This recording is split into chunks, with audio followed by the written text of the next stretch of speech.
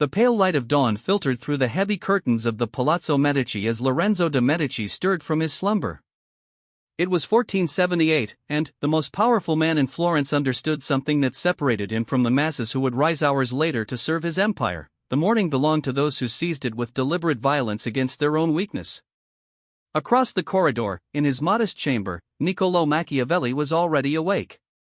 At 29, the future author of The Prince had been observing the rituals of power for years, studying how men like Lorenzo maintained dominance not through accident of birth alone, but through the systematic destruction of their lesser selves each dawn.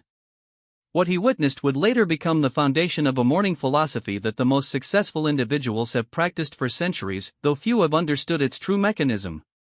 The modern titans of industry, the entrepreneurs who build empires, the leaders who shape nations, they all share this common thread. They understand that the battle for the day is won or lost in the first hour of consciousness. Jeff Bezos begins his mornings with meditation and coffee before most people check their phones. Tim Cook starts his day at 4:30 a.m. with email and exercise. Warren Buffett dedicates his early hours to reading and thinking, consuming information that shapes billion-dollar decisions. But these visible habits are merely the surface manifestations of something deeper, something Machiavelli observed in the halls of power 5 centuries ago, the deliberate daily annihilation of the weak self. In those pre-dawn moments in Florence, as Machiavelli watched Lorenzo rise, he noticed something profound. The ruler did not simply wake up, he performed a ritual of transformation. The man who opened his eyes was not the same man who would emerge from his chambers an hour later. In that sacred interval, Lorenzo systematically identified and destroyed every vestige of weakness that had accumulated during sleep, every doubt that had crept in during dreams, every comfortable assumption that might lead to complacency. This was not mere morning routine. This was psychological warfare waged against one's own limitations. The weak self is seductive in its familiarity. It whispers of comfort zones and safe choices. It suggests that yesterday's successes are sufficient for today's challenges. It promises that talent alone will carry the day, that preparation can be postponed, that the competition is not as fierce as it appears. The weak self is the enemy within, more dangerous than any external threat because it wears our own face and speaks in our own voice. Lorenzo understood this. As he moved through his morning ritual, Machiavelli observed the systematic dismantling of weakness. First came the physical purification, not mere hygiene, but a conscious rejection of bodily indulgence. The warm bed, the temptation to linger in comfort, the desire to ease gradually into wakefulness, all were enemies to be vanquished immediately upon consciousness. The water for washing was deliberately cold, shocking the system into alertness. The clothes were selected not for comfort but for purpose, each garment a reminder of the role to be played, the power to be wielded. Even the act of looking into the mirror became a confrontation with mediocrity, a moment to identify and reject any trace of satisfaction with the status quo. But the physical was merely preparation for the mental transformation. As Lorenzo sat in his private study, surrounded by the instruments of power, maps showing his territories, letters from allies and enemies, accounts of his vast wealth, he engaged in what Machiavelli came to understand as the most crucial practice of the truly dominant, the systematic imagination and preparation for loss. This paradox lay at the heart of Machiavellian morning philosophy. To maintain power, one must constantly envision its absence. The weak self assumes permanence, believes that success breeds more success naturally, trusts in the continuation of favorable circumstances. The strong self, forged in the crucible of morning discipline, knows that fortune is fickle and that only through constant vigilance and preparation can dominance be maintained. Lorenzo would spend precious minutes each morning contemplating scenarios of defeat. What if the Pazzi family succeeded in their conspiracy against him? What if the Pope turned more decisively against Florentine interests? What if the trade routes that fed his wealth were disrupted? What if his allies abandoned him? What if his own people, comfortable in their prosperity, grew soft and unprepared for the challenges that were surely coming? These were not exercises in pessimism but in strategic realism. By confronting the possibility of loss while he was strong, Lorenzo prepared his mind for the decisive actions that would prevent such losses from occurring. The weak self avoids contemplating failure, preferring the comfort of assumed security. The strong self embraces the possibility of defeat as a tool for ensuring victory. Machiavelli noticed that this morning practice created a particular type of mental clarity in Lorenzo. The ruler emerged from his contemplation not anxious or paranoid, but energized and focused.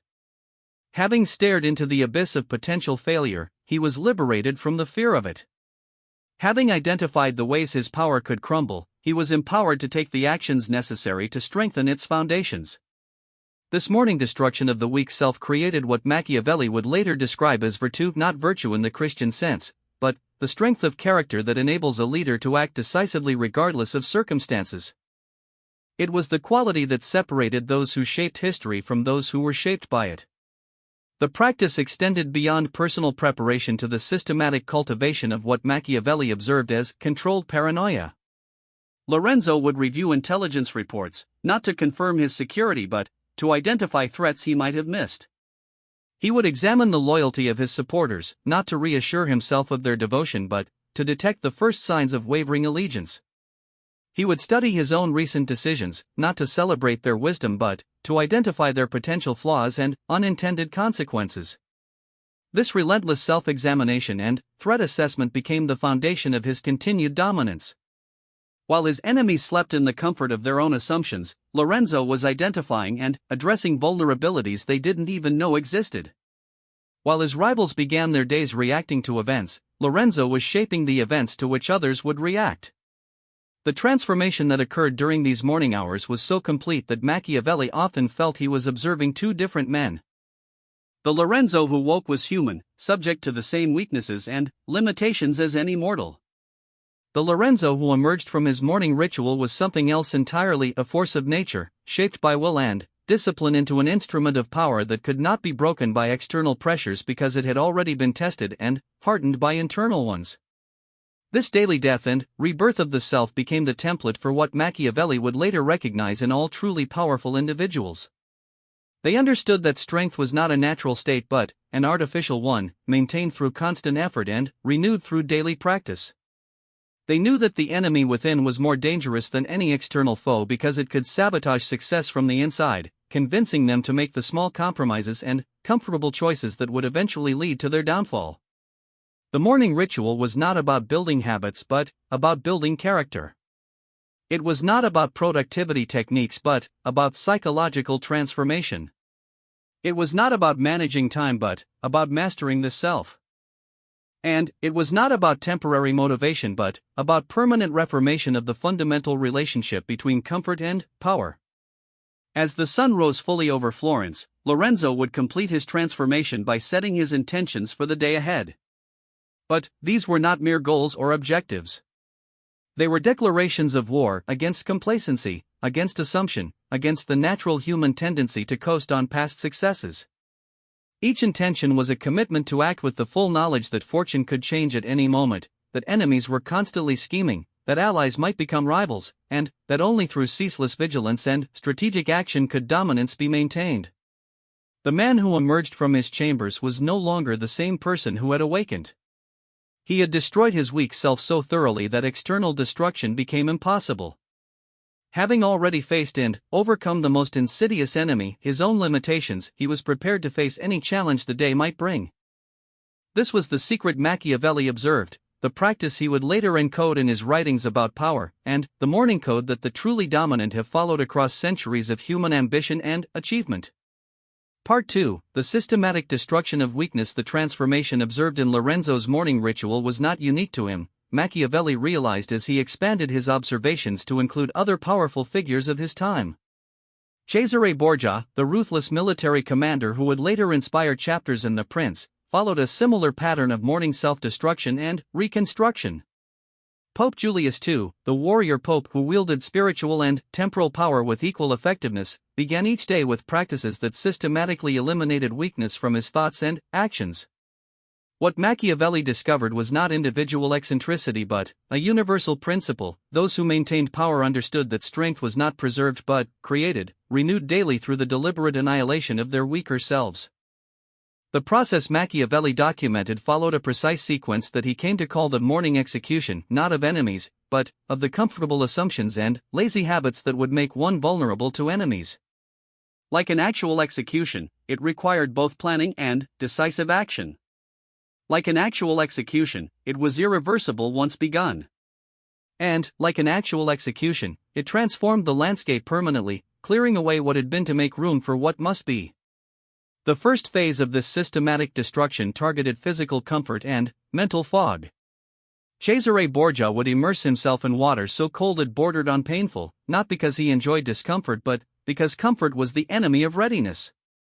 The shock to his system served multiple purposes. It eliminated the sluggish transition from sleep to wakefulness that left most people mentally vulnerable for the first hour of their day. It reminded his body that ease was not its natural state, and it created immediate proof that he could override his natural impulses through will alone. This was not asceticism for its own sake but strategic conditioning. Borgia understood that leadership would regularly require him to choose discomfort over ease, to act against his immediate inclinations for the sake of larger objectives.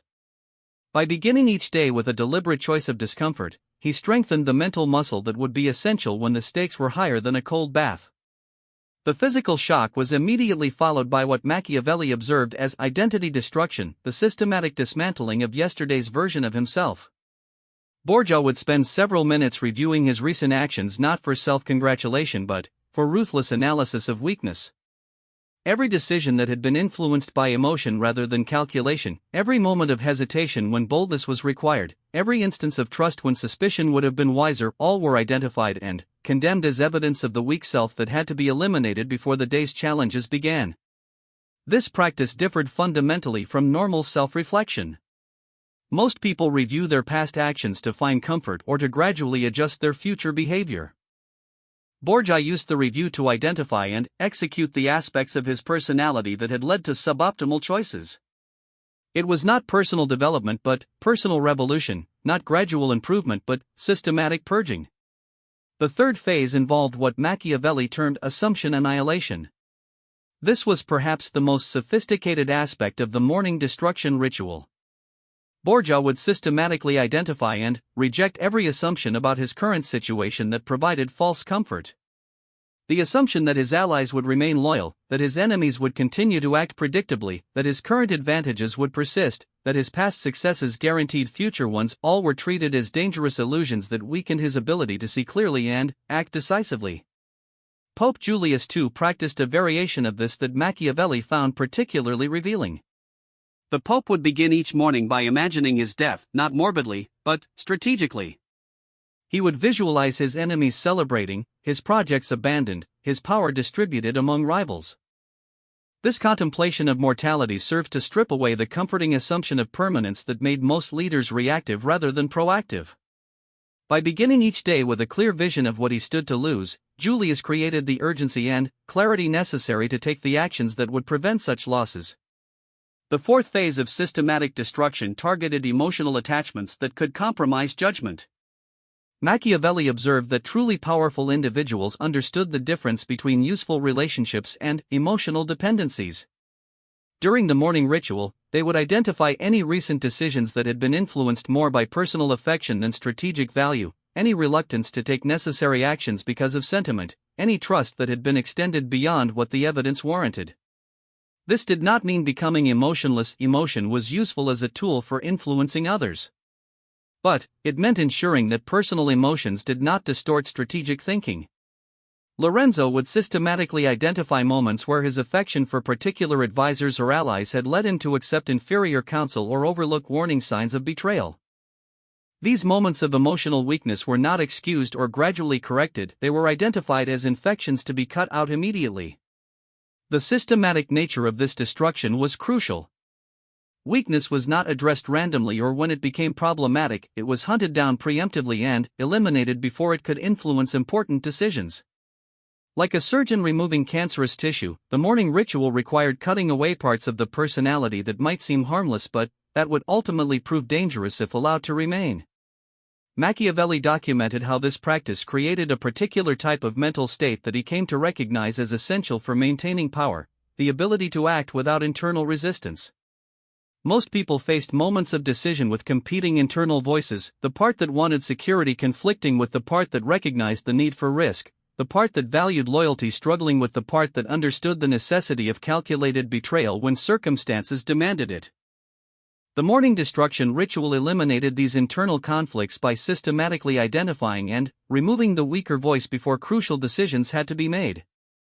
This created what Machiavelli observed as unified will, the capacity to commit completely to a chosen course of action without the hesitation and internal sabotage that weaken most people's efforts.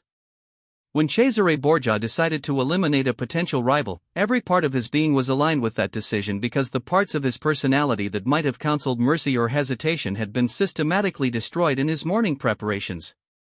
The fifth phase involved what Machiavelli called weakness weaponization, the transformation of identified limitations into strategic advantages. Rather than simply destroying weakness, the most sophisticated practitioners learned to use their understanding of weakness as a tool for understanding and manipulating others. Lorenzo's morning ritual included a systematic review of his own temptations and fears, not only to overcome them but to recognize them in others and exploit them when necessary. This phase required particular psychological sophistication. It meant acknowledging weakness without being controlled by it, understanding limitation without being limited by it. Lorenzo would identify his own desire for approval and use that knowledge to recognize when others could be controlled through flattery. He would acknowledge his own fear of loss and use that understanding to create similar fears in his enemies. He would recognize his own capacity for self-deception and use that insight to craft deceptions that others would be unable to resist. The final phase of the morning destruction ritual involved what Machiavelli termed reconstruction specification, the deliberate decision about who to become for the coming day. This was not about putting on a false persona but about consciously choosing which aspects of his potential personality to emphasize. The destruction phases had cleared away the weak elements. The reconstruction phase built something deliberately superior from the remaining materials. The reconstructed self was not arbitrary but strategically designed based on the day's anticipated challenges. If negotiation was required, the reconstructed self emphasized patience and analytical thinking. If military action was necessary, boldness and decisiveness were strengthened. If dealing with potential betrayal, suspicion and preparedness for swift retaliation were enhanced. The morning ritual created not just strength but adaptive strength, the ability to become whatever the situation demanded while maintaining core principles of power. Machiavelli recognized that this daily destruction and reconstruction was what separated temporary successes from lasting dominance. Most people achieved power through some combination of talent, circumstance, and effort. But they lost it because they failed to evolve, because they became attached to the version of themselves that had initially succeeded, because they confused their temporary strengths with permanent advantages. The practitioners of systematic morning destruction understood that yesterday's strengths could become tomorrow's weaknesses if circumstances changed. They remained powerful because they remained adaptable, because they destroyed and rebuilt themselves constantly rather than clinging to any fixed version of their identity. They could not be defeated by enemies because they had already defeated the most dangerous enemy, the comfortable, complacent, assumption-laden version of themselves that would have been vulnerable to external attack. The process was brutal in its honesty and relentless in its demands. It required facing uncomfortable truths about one's limitations, acknowledging the temporary nature of all advantages, and accepting that strength was a daily creation rather than a permanent possession. But the rewards were proportional to the difficulty. Those who practiced systematic morning destruction became psychologically unbreakable, strategically flexible, and practically unstoppable in their pursuit of power and achievement. Part 3, The Invincible Mind. Forged in Dawn's crucible 5 years after his initial observations in Florence, Machiavelli found himself in Rome, watching Pope Julius II prepare for what would become known as his greatest triumph, the recovery of the Papal States. It was here that Machiavelli witnessed the ultimate expression of the morning destruction ritual, the creation of what he would come to call the invincible mind, a psychological state so thoroughly reinforced through daily practice that external circumstances could no longer dictate internal responses. The Pope's chambers at dawn revealed a man engaged in what appeared to be combat with invisible forces. Julius would stand before a large map of Italy, but his attention was not focused on the territories marked upon it. Instead, he was engaged in systematic mental warfare against every psychological vulnerability that might compromise his judgment when the actual battles began. Machiavelli observed him literally speaking aloud to imaginary versions of himself, the version that might be tempted by easier paths, the version that might compromise too readily, the version that might be paralyzed by the magnitude of his ambitions. This was not self-doubt but self-mastery taken to its logical extreme. Julius was not questioning his ability to succeed but systematically eliminating the mental pathways that could lead to failure. He would present arguments to himself for why his plans were too ambitious, then demolish those arguments with superior logic. He would imagine the voices of critics and rivals describing his weaknesses, then develop responses so compelling that criticism became impossible. He would envision worst-case scenarios in vivid detail, then create multiple contingency plans that transformed potential disasters into manageable challenges. What Machiavelli witnessed was the creation of a mind so thoroughly prepared for adversity that adversity itself became a source of strength rather than stress. This was the secret he had been seeking, the mechanism by which some individuals became not just powerful but psychologically unbreakable. They had transformed their relationship with difficulty itself, converting challenges from threats to be feared into opportunities to be seized. The invincible mind was not born but forged, and the forge was the morning ritual. Each day's systematic destruction and reconstruction built psychological muscle that grew stronger rather than weaker under pressure. Like physical muscles that adapt to increasing resistance, the mind that faced deliberate difficulty each morning became more capable of handling unexpected difficulty throughout the day. But the process Julius demonstrated went beyond individual strength. Machiavelli observed that the morning ritual created what he came to understand as reality independence, the ability to maintain peak performance regardless of external circumstances. Most people's effectiveness fluctuated based on their environment, their mood, their recent successes or failures, the behavior of others around them. The invincible mind maintained consistent excellence because it was no longer dependent on favorable conditions to function optimally. This independence was achieved through what Machiavelli documented as scenario immunity. During his morning ritual, Julius would systematically expose his mind to every possible type of stress, setback, betrayal, and challenge he might face. Not to worry about them, but to develop specific protocols for handling them. By the time real difficulties arose, his mind had already processed and solved similar problems dozens of times. The actual challenges felt manageable because his mental preparation had been more severe than reality required. The transformation was visible in Julius's daily behavior. While other leaders showed signs of stress when facing difficulties, shortened tempers, hasty decisions, visible anxiety, Julius appeared to thrive under pressure. Machiavelli realized this was not natural temperament but trained response.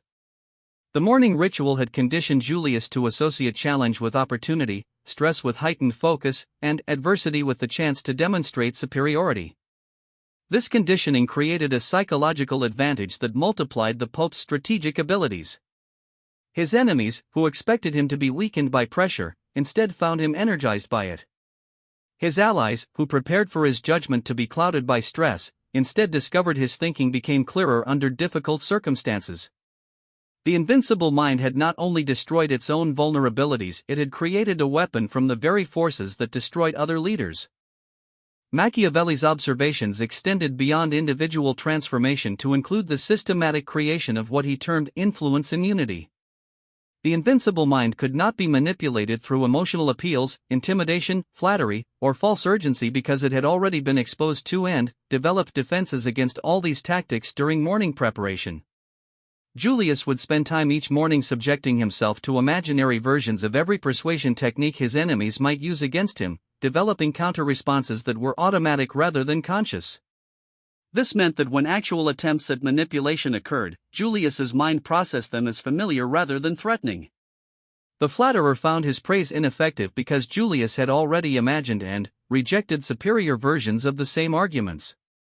The intimidator discovered his threats powerless because Julius had already contemplated and prepared for worse possibilities. The deceiver found his lies transparent because Julius had already anticipated and analyzed similar deceptions. The morning ritual had created not just personal strength but strategic immunity, the ability to maintain clear judgment regardless of the psychological pressures others might apply. This immunity was perhaps the most powerful tool in the arsenal of the truly dominant, because it meant their decisions remained strategically optimal even when others were actively trying to compromise their judgment. But Machiavelli discovered that the ultimate expression of the invincible mind was its relationship with failure itself. Most people were weakened by setbacks because they had not psychologically prepared for them. When things went wrong, they experienced not just practical problems but psychological trauma that impaired their ability to respond effectively. The invincible mind, forged through daily contemplation of potential failure, transformed setbacks from psychological wounds into strategic information. Julius demonstrated this when several of his initial military campaigns faced serious difficulties. Rather than being demoralized or paralyzed by these setbacks, he seemed to become more focused and determined. Machiavelli observed that the Pope processed failure as valuable data rather than personal defeat. Because he had already imagined and prepared for such possibilities during his morning rituals, the actual experience of setback felt familiar rather than shocking. This transformed relationship with failure created what Machiavelli recognized as the ultimate form of psychological power, the ability to fail without being damaged by failure. Most leaders were destroyed not by their first major setback but by their inability to recover from it psychologically. They became cautious when boldness was required, hesitant when speed was essential, and reactive when proactive thinking was necessary. The invincible mind maintained full capability even after setbacks because it had already processed and overcome the psychological impact of failure before failure occurred. The practical implications of this were revolutionary. Leaders with invincible minds could take risks that others could not afford because they were psychologically prepared for the possibility that those risks might not pay off. They could make decisions that others would find paralyzing because they had already faced and overcome the fear of making wrong decisions. They could maintain offensive strategies when others were forced into defensive postures because their psychological preparation allowed them to remain proactive even under pressure. Machiavelli's final insight came when he realized that the invincible mind created its own momentum. The morning ritual did not just prepare for the day ahead, it accumulated strength over time. Each day's destruction and reconstruction built upon the previous day's work, creating a psychological structure that became more formidable with age rather than weaker. While most people's mental strength peaked and then declined, practitioners of the morning destruction ritual grew more powerful as they gained experience. This explained why the most successful individuals often seemed to accelerate their achievements as they aged rather than slowing down. They were not just applying accumulated knowledge, they were deploying increasingly powerful psychological tools. Their minds had been strengthened by years of daily challenge and reconstruction until they became essentially unbreakable. The invincible mind represented the ultimate evolution of human potential applied to the pursuit of power and achievement. It was proof that psychological strength was not a fixed trait but a learned skill, that mental resilience was not a genetic gift but a daily creation, and that the difference between those who shaped history and those who were shaped by it was not talent or circumstance but the willingness to engage in systematic self-transformation. As Machiavelli completed his observations and began to formulate the principles that would eventually become the prince, he understood that he had witnessed something far more significant than individual success stories. He had documented a methodology for transcending normal human limitations, for becoming the type of person who could not be broken by external forces because they had systematically destroyed every internal weakness that external forces might exploit. The morning code he had observed was not just a routine but a revolution, a daily uprising against the ordinary self in service of an extraordinary destiny. Those who practiced it would always be separated from those who did not by more than success or failure. They would be separated by the fundamental difference between minds that could be influenced by circumstances and minds that influenced circumstances, between psychology that reacted to pressure and psychology that transformed pressure into power. The man who destroyed his weak self each morning could never be destroyed by others because he had already accomplished the only destruction that mattered. Having conquered himself, he was equipped to conquer anything else that stood between him and his ambitions. Having become invincible in the most important arena, the battlefield of his own mind, victory in every other arena became not just possible but inevitable. This was the morning code of the dominant, the daily practice of the powerful, and the secret foundation upon which all lasting achievement was built. It was the difference between those who led and those who followed, those who created and those who consumed, those who shaped the world and those who were shaped by it. And it began, without exception, in the sacred hour between darkness and dawn, when the weak self was methodically destroyed to make room for something infinitely stronger to emerge.